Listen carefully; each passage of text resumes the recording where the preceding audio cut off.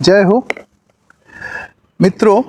जैसे कि हमारे पास एक क्वेश्चन आया कि हम लोग जो रिलेशनशिप में जाते हैं, जैसे कि हमारी शादीशुदा लाइफ है या हमारे कोई अफेयर है, तो उस रिलेशनशिप में हम किस तरीके से जाए कि कोई व्यक्ति हर्ट ना हो, किसी व्यक्ति को ब्रेकअप के टाइम में उससे बाहर निकलने में बहुत ज़्यादा समय नहीं लगे।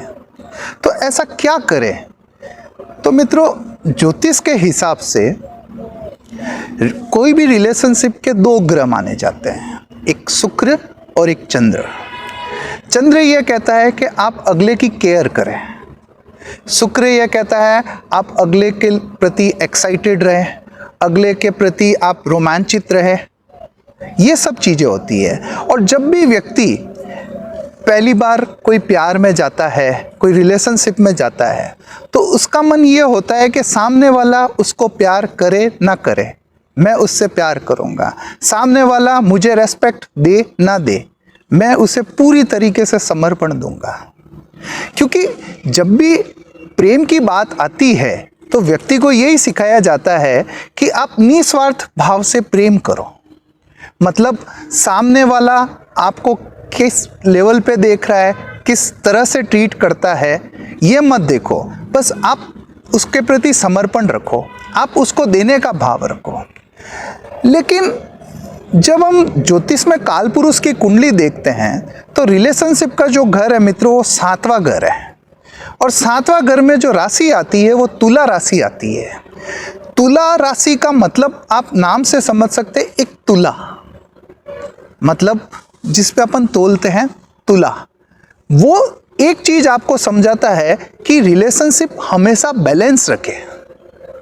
अब रिलेशनशिप को बैलेंस रखना क्यों जरूरी है, इस चीज को जब आप गहरे से समझेंगे तो आप अपनी रिलेशनशिप को बहुत अच्छे से कैरी कर सकते हैं। आप अपने रिलेशनशिप में वो सब कुछ क्रिएट कर सकते हैं जो आप चाहते हैं। तुला ये कहता है कि एक रिलेशनशिप में दो व्यक्ति होते हैं, अब उन दोनों को बराबर एफर्ट करना चाहिए। अगर एक व्यक्ति बहुत ज़्यादा केयर करता है, बहुत ज़्यादा एफर्ट करता है, तो तुला राशि ये कह रही है कि ये वन साइडेड होने लगेगा। तुला का जो वजन है वो एक साइड से ज़्यादा होएगा तो दूसरी तरफ से वो ऊपर हो जाएगा। अब आप प्रैक्टिकली देख लीजिएगा, ओशो भी अपने प्रवचन में कई बार ये कहते हैं कि तुम्हें जो बहुत खूबसूरत अप्सरा लगती है, अगर वो भी तुम्हें मिल जाए तो तुम्हें उसकी वैल्यू खत्म हो जाएगी। तो व्यक्ति को हर वक्त कुछ ना कुछ चैलेंज चाहिए रहता है, कुछ ना कुछ उसको एफर्ट करने का बाकी रहना चाहिए। तो होता क्या है कि जब आप किसी रिलेशनशिप में जाते हैं, मैं कई बार देखता हूं कि एक रिलेशनशिप में जैसे एक लड़का और एक लड़की है। अब वो लड़का उस लड़की के लिए इतना समर्पित है कि उस लड़की के कुछ कहने से पहले वो सब कुछ कर देता है। उस लड़की को वो बार बार मिलने के लिए एफर्ट करता है, उस लड़की से उसका बात करने के लिए बार बार वो एफर्ट करता है। हर तरीके से वो उस रिलेशनशिप में बहुत ज़्यादा एफर्ट करता है।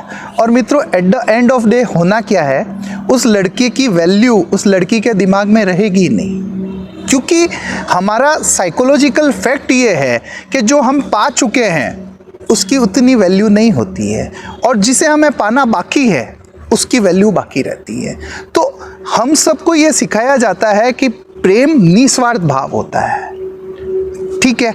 लेकिन जब आप रिलेशनशिप की बात करते हैं, आप अपने माँ से निस्वार्थ भाव से प्रेम कीजिए, अपने पिताजी से निस्वार्थ भाव से प्रेम कीजिए। लेकिन जब रिलेशनशिप और शादी की बात आती है तो आप एक चीज़ नोट कर लीजिए, वहाँ पे तुला राशि आ रही है। और तुला राशि कहती है कि हर चीज़ को बैलेंस रखें, थोड़ा एफर्ट आप करें, थोड़ा एफर्ट उसको भी करने दें। ऐसा नहीं हो कि आपका जो रिलेशन है वो वन साइडेडली ही चलता रहे।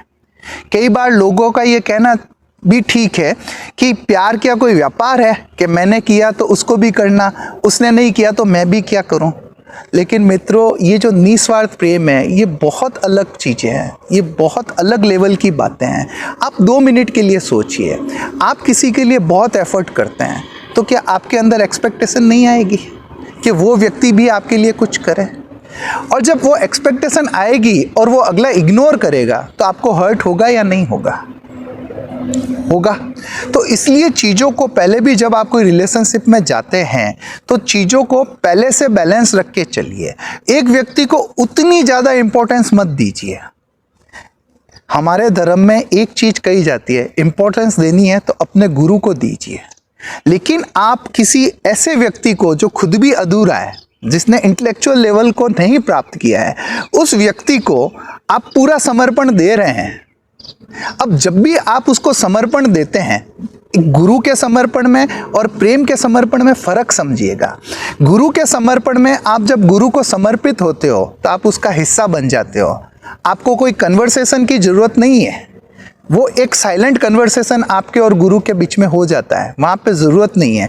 और आपको पता है कि आपके गुरु के ऐसे कई समर्पित शिष्य होंगे, तो आपके अंदर पोजेशन नहीं आता है। लेकिन जब एक ये रिलेशनशिप में बात आती है, जब आपकी गर्लफ्रेंड या आपका बॉयफ्रेंड या आपका लाइफ पार्टनर, आप उसको समर्पण देते हो, पूर्णतः समर्पण देते हो, तो होता क्या है? सबसे पहले आप ये चीज़ समझिए कि आपकी उससे एक्सपेक्टेशन बहुत ज़्यादा बढ़ जाती है।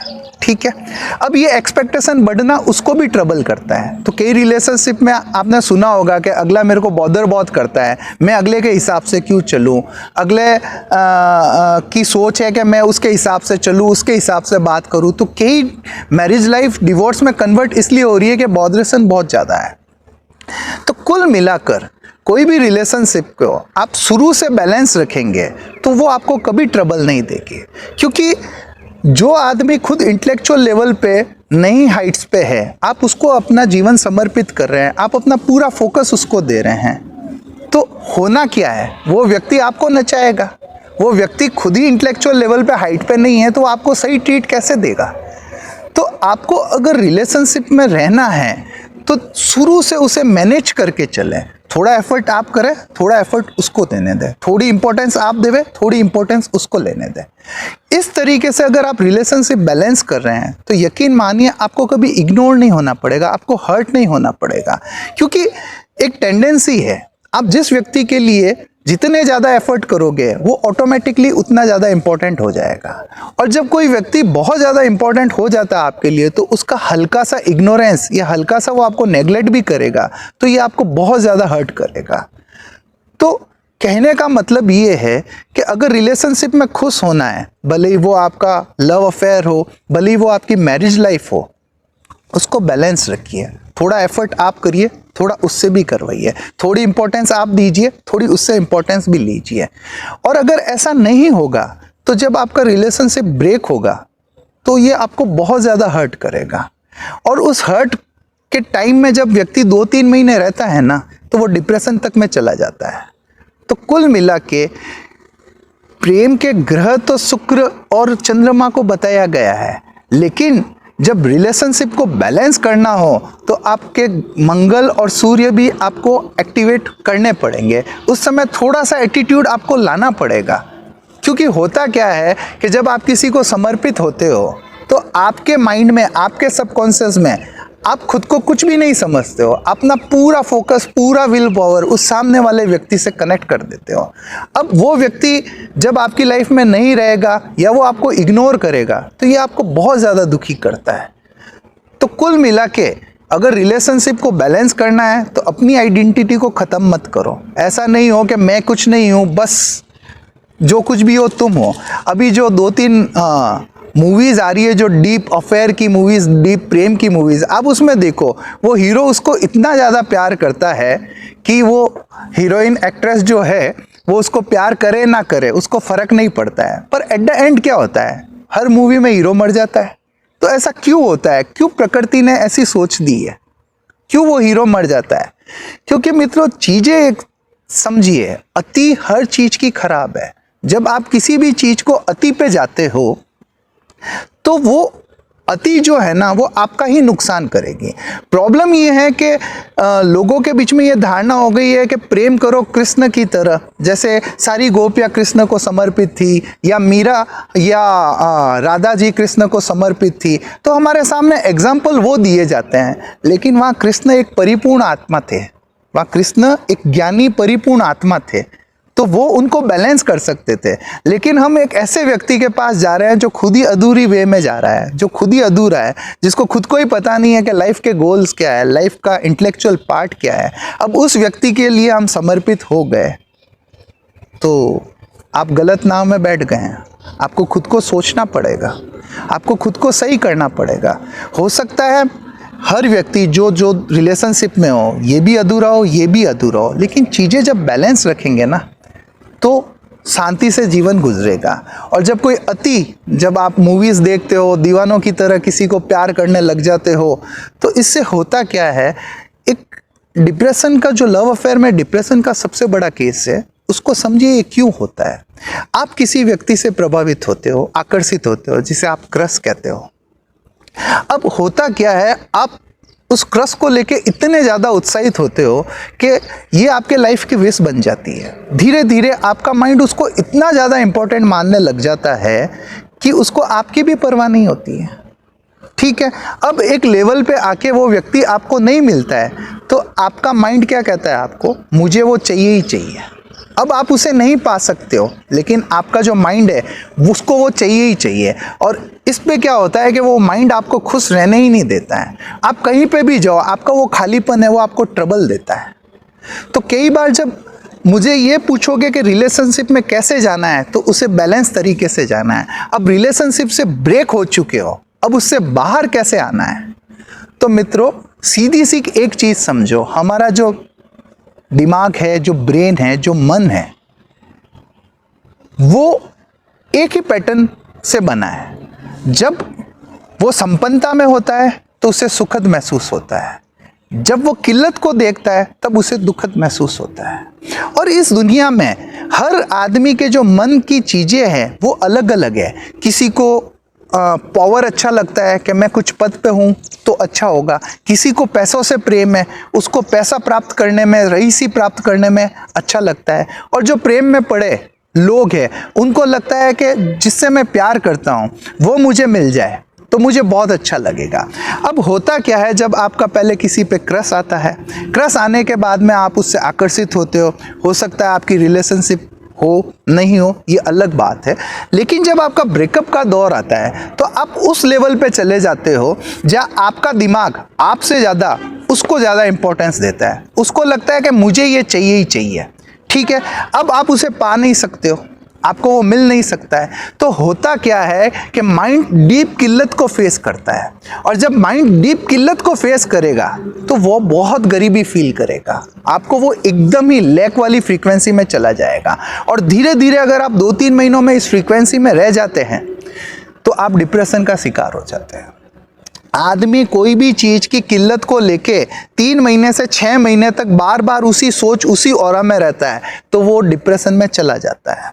अब आपको बाहर आना है तो बाहर कैसे आएंगे? आपको काफ़ी लोग समझाते हैं, काफ़ी लोग आपको सही सलाह भी देते हैं, लेकिन आप नहीं आ पाते हैं। तो यहाँ पे मैं आपको एक डीप थ्योरी बताता हूँ। आपका माइंड जब तक उसको इम्पोर्टेंट मानेगा वो उसको चाहिए ही चाहिए। अब वो मिल नहीं सकती है तो आपका माइंड दुखी है। तो आपको एक ही चीज़ करनी है, हर वो थ्योरी, हर वो चीज़ माइंड को समझानी है जिससे उस व्यक्ति की इम्पोर्टेंस ख़त्म हो सके। क्योंकि ऐसा कभी नहीं हो सकता कि माइंड जिसको इम्पोर्टेंट माने उसके बिना वो आपको सुखी रहने दे। तो या तो उसे प्राप्त कर लो, अगर नहीं मिल सकता है तो उसकी इम्पोर्टेंस को ही ख़त्म कर लो। अब इसके लिए आपको कुछ स्टेप्स करने पड़ेंगे, वो प्रैक्टिकल स्टेप्स है। जैसे आपका जिस चीज़ पे आकर्षण है उसी चीज़ का आकर्षण आपको तोड़ना पड़ेगा, उसी चीज़ की इम्पोर्टेंस आपको तोड़नी पड़ेगी। आपको बार बार अपने माइंड को थेरेपी करना पड़ेगा कि भाई ये व्यक्ति है, मैं इसको इम्पोर्टेंट मानता हूँ, लेकिन ऐसा कुछ नहीं है, इस व्यक्ति में बहुत सारी कमियाँ भी है। उसकी कमियों पर भी आपको फोकस करना पड़ेगा जिससे आपका माइंड सेटिस्फाइड हो गए, जिसका आपका माइंड सेटिस्फाइड हो गए। मैं आपको एक एग्जांपल से समझाता हूँ। एक व्यक्ति था, उसका कोई अफेयर था। अफेयर से होते होते क्या हुआ कि उस लड़की ने उसको डिच करके किसी और से शादी कर ली। मित्रों, वो लड़का बहुत हर्ट हुआ, बहुत ज़्यादा, 2-3 महीने तक वो डिप्रेशन में रहा। ओके, अब जब भी उस लड़की का नाम आता तो वो उदास हो जाता, क्योंकि उसकी लाइफ में उसने सबसे ज़्यादा इंपॉर्टेंस उस लड़की को दी थी। तो जब भी लाइफ के रुझान में उस लड़की का नाम आता, उसका ऑरा कमज़ोर हो जाता।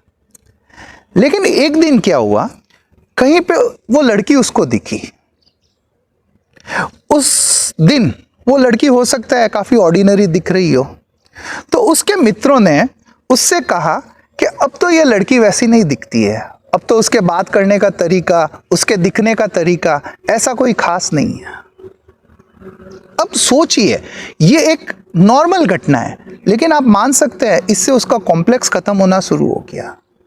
अब आप पूछेंगे ऐसे क्या हो गया, उसने तो सच्चा प्रेम किया था, अब एक एज के बाद में लड़की की शक्ल सूरत भी बदलती है, लड़की के बात करने के तरीके बदलते हैं, तो क्या प्रेम भी बदल जाता है? प्रेम तो वैसा का वैसा होना चाहिए। नहीं मित्रों, वहां पे उसका जो इंफीरियरिटी कॉम्प्लेक्स जो 10 साल से वो लेकर चल रहा था, अचानक उसके माइंड ने पूछा कि मैंने क्या खोया है। 10 साल तक उसको लगता था कि उसने एक बहुत इंपॉर्टेंट चीज खोई है, और 10 साल के बाद में जब उसको लगा कि ये जो लड़की है ये तो नॉर्मल ही है, ऐसी कोई अफसरा नहीं है, ऐसी कोई बहुत बड़ी चीज नहीं है, तो उसके माइंड ने जब ये थॉट प्रोसेस में आया कि मैंने कोई बहुत इंपॉर्टेंट चीज़ नहीं खोई है, उसी समय वो एक रिलैक्सेशन मोड में आ गया। उसका जो इंफीरियरिटी कॉम्प्लेक्स जो वो 10 साल से लेकर चल रहा था, वो मानो बहुत हद तक ख़त्म हो गया। अब जब भी उस लड़की का नाम आता है उसको इतना फर्क नहीं पड़ता है। तो कुल मिला के जो लोग ये मूवीज़ में देख रहे हैं कि जब दिल टूट जाता है तो सुसाइड कर लो या आर्मी में जाके भर्ती हो जाओ, और जैसे कि अभी धनुष की मूवी आई है उसमें वही हो रहा है कि वो एयरफोर्स में जा रहे हैं और वहाँ पे जाके वो ख़त्म हो जाता है। ऐसा कुछ नहीं है, ये ज़िंदगी है ना, ये बहुत प्रेशियस है।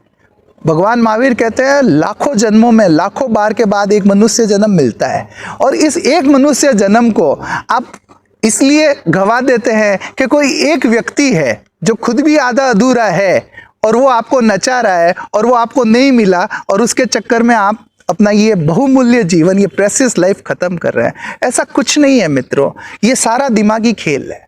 इस खेल को समझे। इसलिए कई बार जो युवा है मैं उनको यही कहता हूँ, जब आप रिलेशनशिप में जाओ ना तो उसी समय उसको बैलेंस रखो, क्योंकि जब आप बहुत ज़्यादा दीवानगी से रिलेशनशिप में जाते हो ना तो एंड उसका डिप्रेशन ही है। इसके लिए जब रिलेशनशिप में जाओ तो बैलेंस रख के जाओ, ताकि बाहर आओ तो तकलीफ ना हो। और अगर ब्रेकअप भी हो गया है तो ब्रेकअप कोई इतनी बड़ी चीज़ नहीं है कि लाइफ ख़त्म हो गई है, ये हो गई है। आप जिसे चाह रहे हो वैसी करोड़ों लड़कियाँ इस दुनिया में मौजूद है, तो कोई ज़िंदगी वहीं तक ख़त्म नहीं होती है। तो इस चीज़ को, इस धारणा को समझे कि हम जो है, हमारे माइंड में सबसे ज़्यादा इम्पोर्टेंस या तो भगवान को दो या गुरु को दो, और ये दो मौजूद नहीं है तो फिर खुद को दो। क्योंकि जब भी आप खुद से ज़्यादा इम्पोर्टेंस किसी ऐसे व्यक्ति के हाथ में दोगे, आप अपनी सत्ता किसी ऐसे व्यक्ति के हाथ में दोगे जो खुद ज्ञानी नहीं है, तो ये आपके लिए बड़ी मुश्किलात लेके आएगा। तो सिंपल सा कंक्लूजन है, मस्ती से जियो, रिलेशनशिप को बैलेंस रखो, और ब्रेकअप भी आ गया है तो उसके लिए कोई बहुत बड़ी चीज़ नहीं है। लाइफ में मूव ऑन करना सीखो। ज़िंदगी वाकई प्रेशियस है। धन्यवाद।